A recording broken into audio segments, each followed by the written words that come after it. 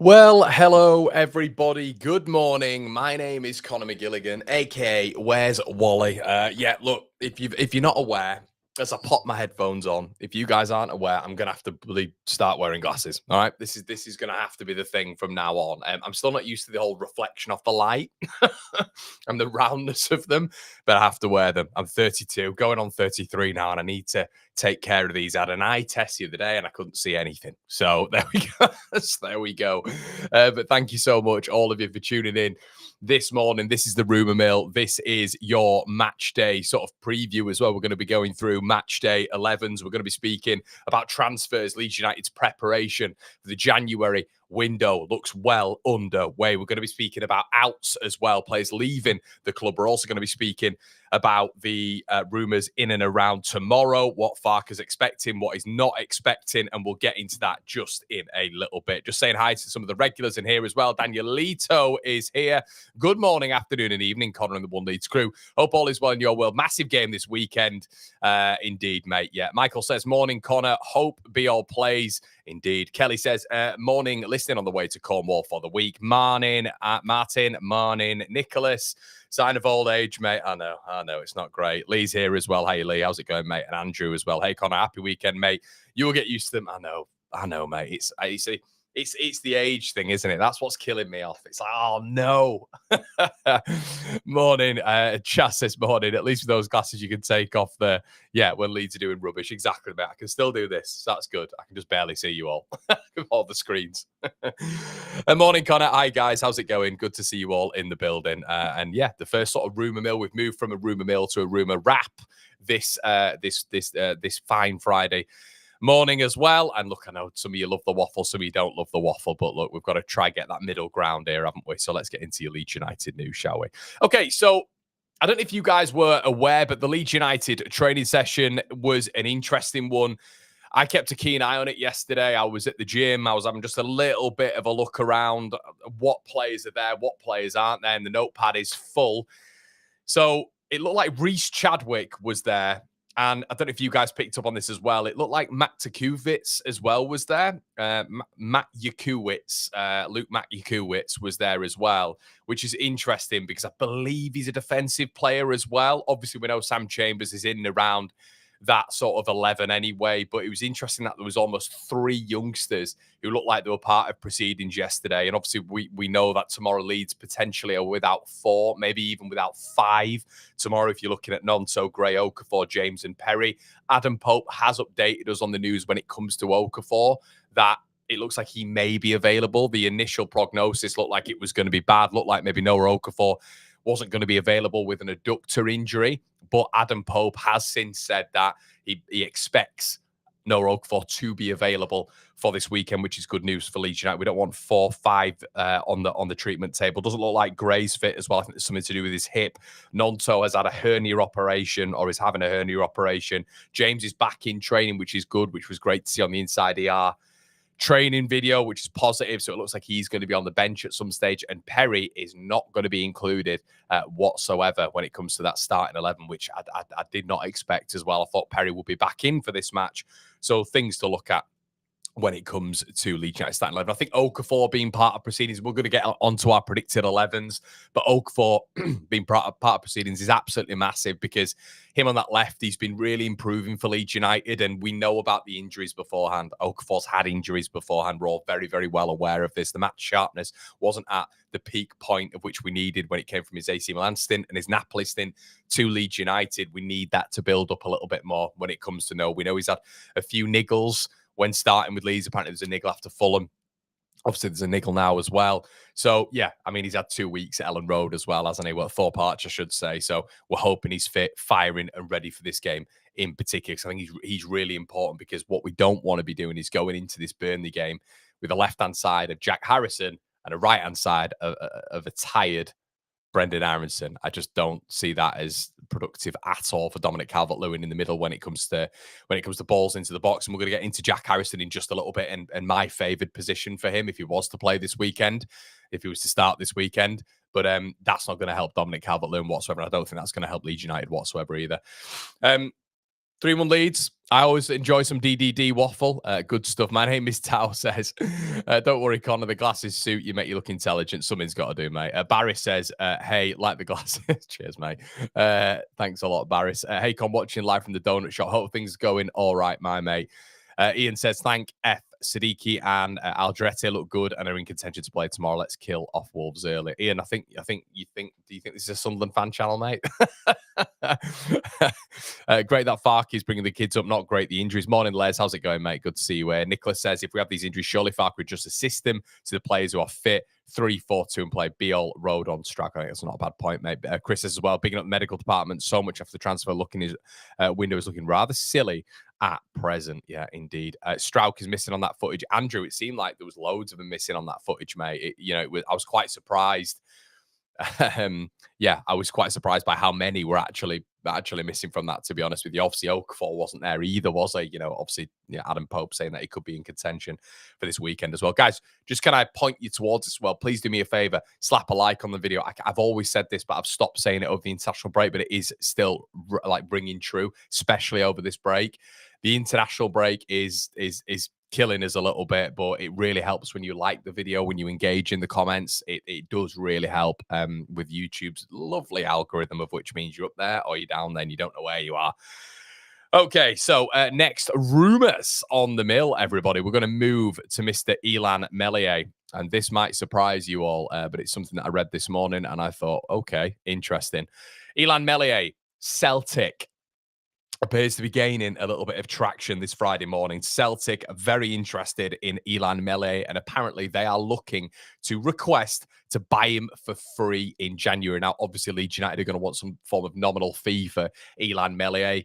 Can he strike some pre-contractual agreement with Leeds United so that he goes in January for free? I would be really surprised if that were to happen. Leeds are at a stage now with Illan where it's not going to look great on the books, because we know next season he can get, end of 2026, he can go for free. Leeds United actively need to seek some sort of buyer for Illan Meslier in the January window, really, because that's the last chance saloon. So it's really important that Leeds United go and do that. Now, Celtic apparently have requested to get him on a free. Leeds United will want some sort of fee, but it looks like, guys, after all of this, when it comes to Illan, we are going to see Leeds lose out on the book again with another player.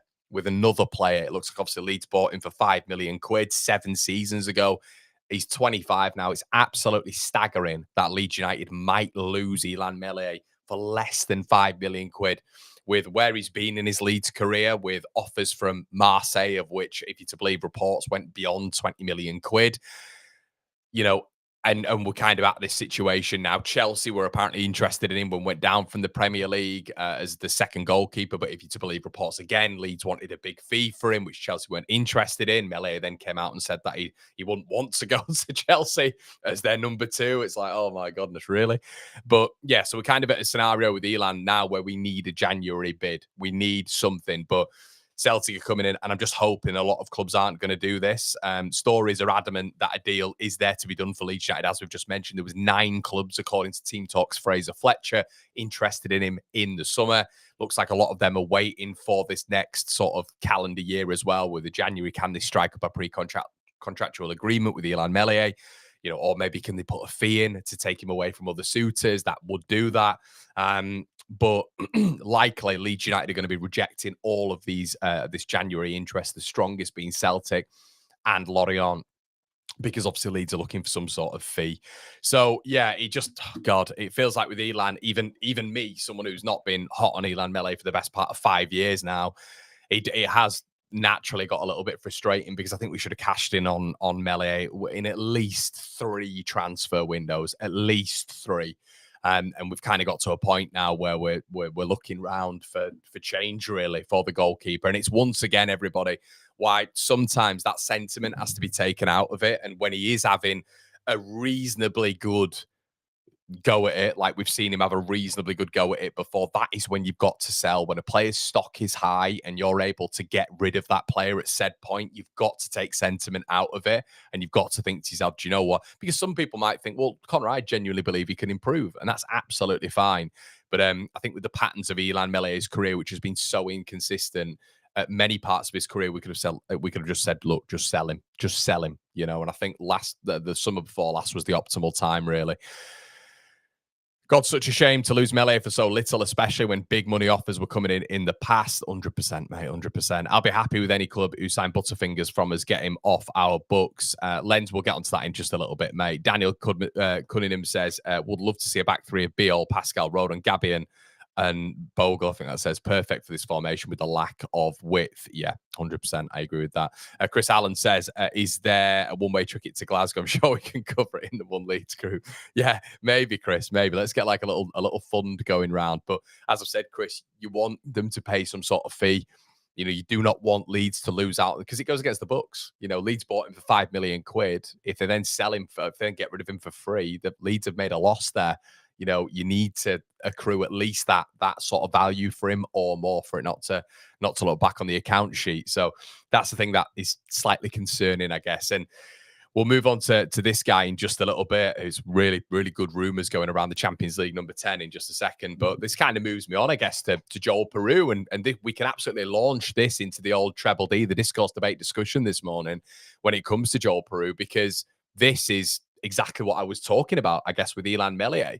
It is Leeds United, according to Team Talk, will not let him leave in January. Farke apparently really likes him. There's been talk of Farke potentially with 20 months left on his deal as well, getting a new contract at some stage if he is to hit some certain, you know, achievements, which one will be obviously keeping Leeds United in the division. But the Leeds higher ups are refusing to rush into a decision around Joel Piroe, which, yeah. And yeah, the players' time will come if we remember this quote from Daniel Farke's multiple press conferences regarding Joel Piroe. Now, the situation around Piroe is maybe a little bit different, of course, because he was absolutely flying last season. I still think he was a little bit inconsistent. He's a little bit of a cluster player, Joel, and certain games fit Joel, as they do with multiple strikers, of course. But Joel, I still don't think he's ever properly fit into a Leeds United system, which is crazy when he scored 19 goals last season. But what we were just talking about, we're talking about stock, weren't we? We're talking about that being high. I guess with Joel, you can sort of put him into that bracket again, can't you? We would get, I believe, if you actively went to sell someone like Joel Piroe, you would see a lot of clubs coming in. And obviously, we brought him in for a certain amount. I think it was around about 15 million quid. When his stock is high right now, he's at a really good age, Soccer AM, really good age. Can you sell him potentially for even more in January? Can you make an advancement on the books in January by buying him? You know, I think we bought him in for about 15 million quid, didn't we? If you sell him for 16 million quid, it might look good on the books. I think we've got to look now at someone like Joel Piroe's minutes. I liked him against Spurs. I like what he brought to the table, to be honest. And there is an impact player there, and he's different to what we have right now. Is that worth us keeping hold of a player like that to then maybe not go and get a left winger or a 10?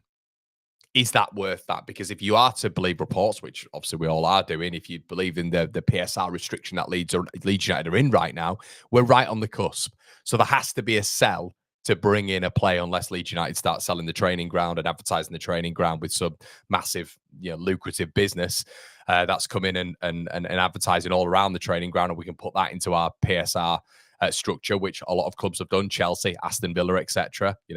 Women's team, we all know what's going on there as well. Can we look into that? But there's ways around PSR, but the optimal way is by selling players, of course. And is Joel Piroe of that standard right now where he's in that stock is slightly raised bracket?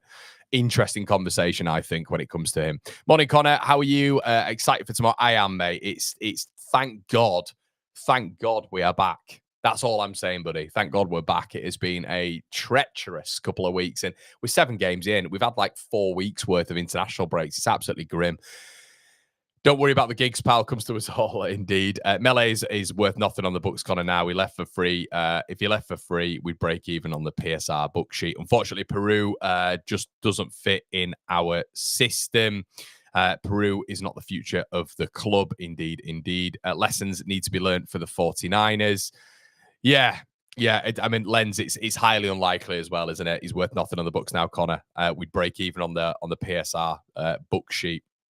It would be nice to get like a little nominal fee for him, and that's clearly where Leeds are looking as well. Lens, I think if you're able to get any fee on him, that's going to look reasonably decent on the books, even if you're to go above the break-even mark. That would be nice, wouldn't it, when it comes to Illan? Right. Okay. Let's move on to the previous player that we were just looking at here. Now, this is an interesting link. If any of you know your Norwegian Champions League football, Bodo Glimt have made a real stamp on the European circuit, especially last season when they got to the Champions League semi-finals, knocked out by Spurs, I believe it was, wasn't it? In not the Champions League, the Europa League semi-finals, and they were knocked out by Spurs. According to reports this morning, Leeds United are looking at Petter-Hauge in January, and his fee, I thought his fee would be a little bit more than this, but if you look at a Transfermarkt, Capology, all the sort of sites that give you normally a reasonable guesstimation of a player's valuation, they put him in and around 10 million quid, which is interesting. Now, this is a player who's 6 foot. He can play. His natural position is left on the left side. I believe he scored against Spurs earlier on in a 2-2 as well. But he plays on the left side, can play centrally, can play on that right as well. Looks like a real talent as well. 26 years of age, so fits that Leeds United bracket when you're looking at Metro, when you're looking at Okafor, all players of that age as well. And Leeds have been heavily linked to Lorenzo Pellegrini and obviously Peter Zielinski as well, which both of them I would absolutely take, by the way. Maybe Zielinski a little bit less than Pellegrini, but Pellegrini, absolutely. The 29-year-old will be on one of my list. But it looks like Leeds United, if you're to believe reports, because there's no smoke without fire, and it's the same players been linked every single time. When it comes to Pellegrini, when it comes to Zielinski, could they be on a Leeds United list? You'd hopefully expect Leeds have compiled some sort of list for January, but that will be aided by a player sale. Must be. It has to be. And like Lenz was just saying there, if we're not to get rid of Illan Meslier for any sort of fee, then Leeds somehow have to conjure up that transfer budget to then be able to put into the players. But Graham Bailey has said this morning that Leeds United are interested in JPH, and Red Bull have apparently been scouting him for a long time. Now, take this with a pinch of salt, because Red Bull could be taking him for Leipzig. It's a very Leipzig player, and Red Bull are obviously influenced with Leeds United right now. Could there be almost, apparently they're sharing expertise? Could that expertise be that Leeds United needs someone either on the left-hand side or centrally, or someone who can play along that three and behind the striker? Could there be expertise shared there, and maybe could Red Bull have some influence there when it comes to Leeds United? That would be ideal. But yeah, he looks like a really lovely player. Can't profess to have watched a lot of him, but when it comes to the European competitions and just general compilations, looks really good on either foot. Good ball striking. He's got an excellent goal record as well for Bodo Glimt. He's had 200 appearances, 56 goals and 51 assists. It's staggering, really, but I like the versatility of him. Looks really nice on the ball. Looks like he's got a good balance for a bigger player anyway. So yeah, one to keep an eye on there, everybody. One to keep an eye on. Okay. Yes, definitely. Even 500k might fund a loan. That's what I'm thinking, mate, to be honest with you. Knox, this part of me feels like Piroe could become a better player in this team if we get more established. Could be wrong. Yeah, agreed. And I like Piroe. I like Piroe. I do. I think we've just never found a proper position for him, have we? I don't really know how to categorize him as a player, if you're to believe what all of us are to say when it comes to Joel. He's almost between a 9 and a 10, a 9.5. Which would make some former managers turn in the graves with the names that we give footballers nowadays. We talk about 8s, we talk about 6s. What's just happened to a central midfielder who can do everything? What's happened to you, Steven Gerrards of the world, and the Frank Lampards? What would they be categorized as? An all-rounder? But yeah, I think overall, it's one that when you're looking at the picture of Leeds United and going into the months coming up, especially January, they have to be preparing. They have to be preparing for some outgoings and definitely incomings, obviously, to facilitate that. Okay, so the Times this morning and yesterday are talking about some drastic Premier League change of which would impact Leeds United. They're talking about a salary cap. Now, guys, let me know what you think about that in the comment section below. There's been, verbatim on this for a long time now when it comes to a salary cap. And the spending is suggested to be limited to 5 times of the revenue of the bottom place team, which basically equates to around about 550 million for each club when it comes to salary cap. So this will naturally be opposed. There has to be a majority vote swing in the Premier League, of which you're going to get the top 6, 7, maybe even 8 clubs voting against now, because they want the best players within their sides. And they would argue that with having a salary cap, you're then not making the Premier League the best product in the world, because you're not able to bring the best players to the English Premier League, which I do get to a certain extent, but it does make the competition a little bit more even. It makes it a little bit more competitive potentially if there is a salary cap, because you go into your Man Cities nowadays, you go into your Arsenals, and you're just thinking, look, but we'd take their 9th, 10th, 12th player off the bench. We'd take 5 players from their under 21s. That's kind of what it's got to now. So it's become a super league within its own league, hasn't it? Which is a big problem. Now, why it would help the lower down clubs, aka Leeds, Burnley, maybe Sunderland, whoever it might be, is it pulls us closer to our rivals, obviously. Now, Capology has Leeds United around about, when it comes to the salary, of around about 59 million when it comes to that annual salary, which leaves a lot of room. It would leave a lot of room as well. And Deloitte as well state this morning, a European publication, state that in 23-24, 5 clubs spent 300 million quid on wages alone, which is absolutely staggering, really. And it does make you think that if this is ever to be evenly spread, there has to be something done. If the 3 are to go down again, something has to be done. Something like this absolutely has to be done to the Premier League. And if it's not done to the Premier League, there's no point in competition anymore. You might as well just make it more Americanized, and just have the teams who are up, and relegation is just a part of the cause. And we just turn this into just this 17 club Super League, of which the 3 that go down just go down every single year. And hopefully nobody notices. And, but it's getting to a point now where the Premier League in my opinion, need Leeds United, Sunderland and Burnley to book the trend. They have to book the trend this season. Speaking about it with Callum the other day, if they go down, if we go down, if Sunderland go down, if Burnley go down, the Premier League have got to do something. It can't be 3 Premier League seasons of which, the 9 that have come up are the 9 going down, because it's turning into it, not even a Super League at the top, just a Super League 17 now. So, okay. Team talk, it must be true then. Exactly, mate. We're desperate to fortify and invest in some wingers. It's looking fragile at the moment, especially with the injuries. Exactly, Danielito. It's looking very fragile at the minute. Morning from Sully Salou. Hey, mate. It was great against Spurs. Been great for BG, but didn't work out for him at Milan and Frankfurt. Worth the risk. Fee is low. Yeah, Tom, it looks like the fee is low as well. Are you Scandi yourself, mate? I'm just looking at your I'm looking at that second name and thinking you might be. Danielito says yes to salary cap, but the Cabal won't let it happen. They won't, mate. Piroe was never Farke's number 1. He wanted Archer, then looked again last January. Chaz says the salary cap is good in principle, since it prevents the top team from paying ridiculous wages and pricing out the lower teams. But if it's not applied universally, top talents will go to other leagues most likely. Salary cap won't get passed. If you look at rugby, I don't think it's worked for the English game versus Southern Hemisphere and French leagues. It's a really good comparison, mate, when you look at rugby, to be fair. I wouldn't do a salary cap. Ruins the level of the division. Plus, don't feel 14 clubs would up. But it's never going to happen, Lens. It's never, ever going to happen. But if it did, it'd be an interesting talking point, wouldn't it? A very, very interesting talking point. Okay. Spoken about Piroe, spoken about Illan Meslier, and we'll finalize this fantastic sort of transfer conversation. I guess contracts can be spoken about in the same way, can't they? When it comes to all those shenanigans. We'll finalize it with Mr. Harry Gray. So we'll just move on from the widgets here, and we'll get Harry Gray up. So Harry Gray, when you're looking at his time at Leeds United right now, the the notoriety and the talk about Harry, it's always so funny, guys. When you're looking at things that are trending right now, there's metrics that I look at analytically, of which I brought from my previous job, of which I know how to look at what's trending in the Leeds United space. It's always this guy. Always. It helps with my videos, my SEO, my YouTube descriptions, etc. This guy's always trending. So you guys are so up on Harry Gray, and obviously it's the Gray dynasty. You've got Archie, who's always extremely popular, but Harry's very, very popular as well when it comes to search engines and results. And yeah, he was asked yesterday, Daniel Farke, he's barely kicked a ball for Leeds United, Harry, apart from in pre-season. That's why this is all quite funny. He's been exceptional for the development group as well. We're all very aware of this. But Farke said yesterday, I expect there to be some positive news on this, referring to Harry in the future. In general, it makes sense, is what he said. So some big news, maybe potentially. We know that Harry's just turned 17, which makes him viable for a professional contract.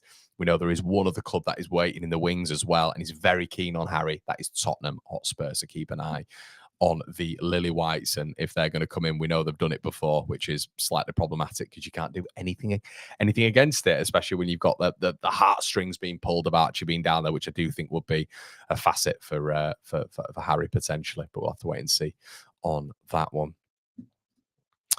Okay, let's get into a couple of your comments before before we get into the starting 11. Morning, Connor. I'm late, so 20 minutes behind. Hope you're well, but looking forward to the watch along on Saturday. Paul, thank you so much, guys. We do have the watch along back on Saturday as well, the instant match reaction. I want to see all of you there, and I believe we are going to be doing another OK jersey prize there as well, where two of you win it for absolutely free and just being in the watch along. Brendan says rumours of Haaland release clause of 87 million. Man City interested. How they can they of Haaland release clause of 87 million. Man City interested. I don't know what you mean there, mate. I'm confused. In the NBA, they have a luxury taxes, so if you overspend, you get taxed more, which could be better than PSR and salary caps. Yeah, it's not a bad shout. To be fair, not a bad shout. We need to keep hold of the Greys. Probably the most potential. Need to keep hold of Gray. Probably the most potential in the Greys. My name is Tao. Says could keep Gray for a few years, develop him into a good striker, and then sell him for 100+ million.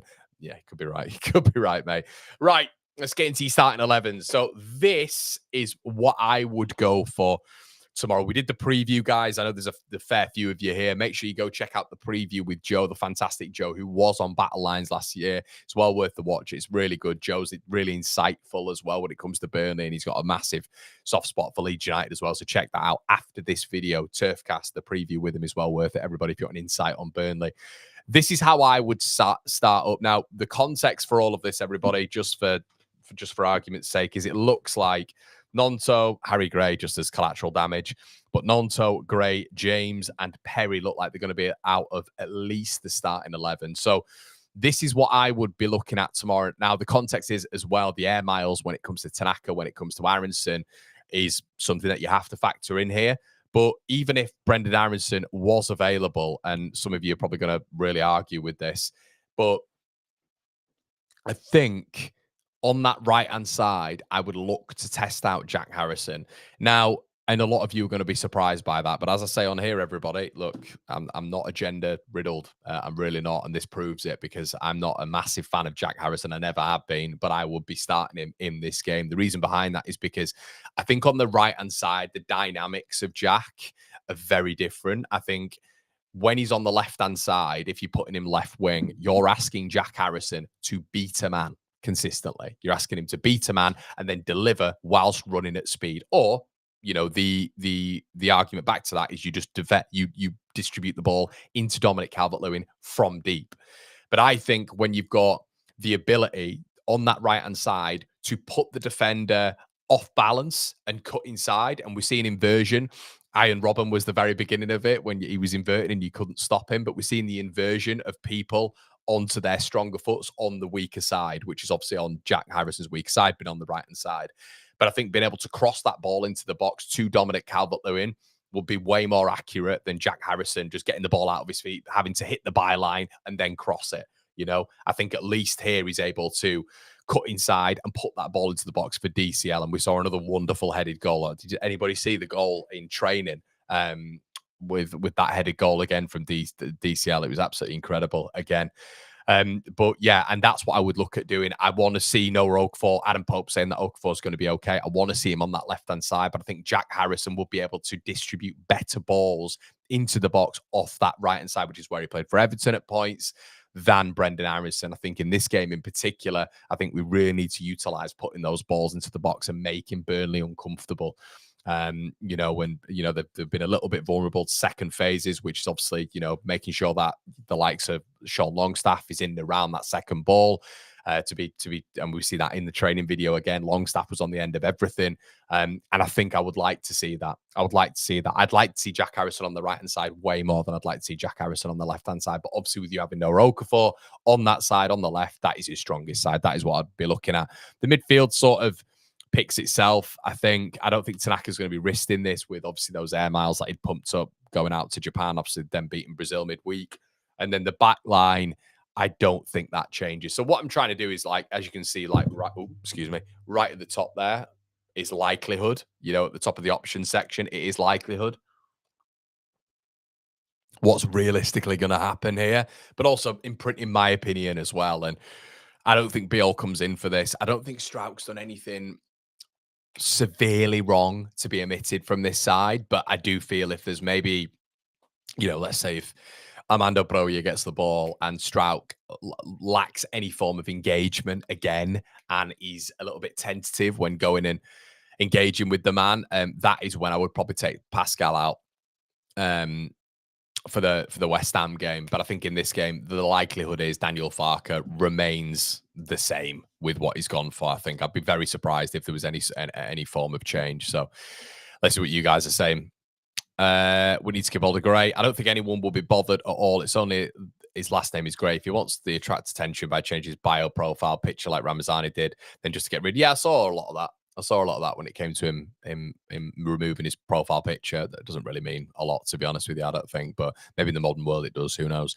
Needs to lock Harry down, not just for him, but to help attract top young talent to youth development. Needs to be a bigger focus from the 49ers. Tommy says, morning all. Smash a like for Connor. How's it going, pal? Hope you're all good. Connor says, morning, Connor. Any idea how much Meslier is on? I think it's beyond 50, mate. I'm sure it's beyond 50. Len says Harrison isn't the answer, but he's more of an answer than Aronson. Needs to explore a right winger in January. Yeah, I'd agree, mate. I'd agree. Daniel Eater says Harrison isn't the answer, but at this point in time, he's the only answer we have. Last season, Tanaka was getting put straight back in. Dean, I think you've said this before, mate. Darlow is Welsh. This is just a data pack, mate. I've absolutely no idea. Like I don't manually put this in, mate. I think people think I manually do this. I'll pick the players. I don't pick the numbers or the flags, pal. So yeah, it's blame the data company, not me. But that's what I would go for anyway. I think when you're looking at it overall, this would probably be Leeds' most effective 11, which is I think it's a slight issue. I think it's a slight issue. And what we've got to bear in mind as well is Farke, when he was talking about the back line yesterday, I'm sure he mentioned internationals and said that he doesn't take that into consideration. We know Jacobiel's probably had the best international spell of all our players in terms of keeping 2 clean sheets. And the Slovenian manager saying that he can't believe he's not starting for Leeds United effectively. So I'm pretty sure Farke said he didn't take that into consideration. And Lens is just Lens, good minds, my friend. Yeah. And Lens has just confirmed that yesterday. So there you go. It's pointing to Strauch starting as well. Okay, everyone. Well, we're going to leave it there. I don't want to waffle on for too long, but thank you so much. I'll timestamp this as well. This will be put on Spotify and iTunes if you want to listen to it back. I know some of you guys like listening to ramblings and all this sort of stuff. Do me a favor. Like the video, everybody. Get comments in the section below. If you didn't get them in now, I know there's a few of you who don't comment. We have the regulars who comment, but don't be shy. Get your thoughts in the comment section below. I do read every single comment, and we'll pin the best one, of course. Get your predicted 11s in the comment section below. Get your score predictions in the comment section below. Guys, I'll be back tomorrow at 2 p.m. for the beginning of the watch along, the beginning of football again. Domestic football is back, baby. Thank God. Thank you so much for watching, everybody. My name's Conor McGilligan. This is One League.